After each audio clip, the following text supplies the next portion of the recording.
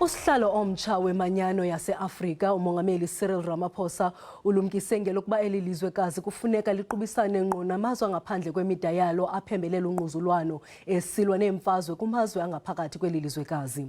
Esenza intetho yakhe ejoliswe kwiintloko zamazwe ezizimase ingqungquthela ye-AU ebanjelwe eTopiya, umongameli Ramaphosa ubhengeze ukuba eli loMzantsi Afrika ngoMeyi liza kusingatha ingqungquthela eza kuza nesisombululo kungquzulwano oluqubayo kweli lizwekazi.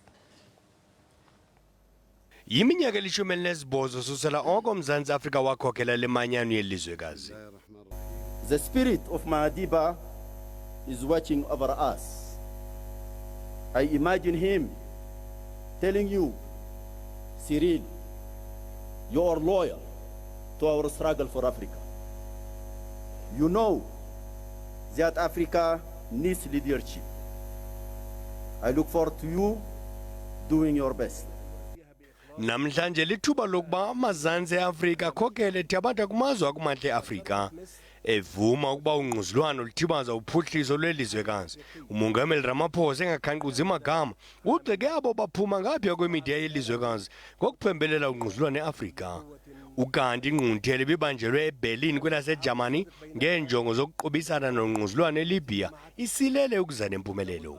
We must also deal with the actions of other countries outside of our own continent that are fighting proxy wars and fueling ongoing conflicts on our continent.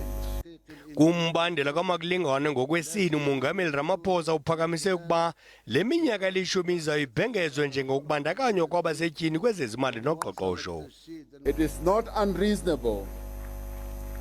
not unreasonable to advocate for preferential public procurement legislation to advantage women-owned businesses and for the establishment of preferential trade and customs regimes for women.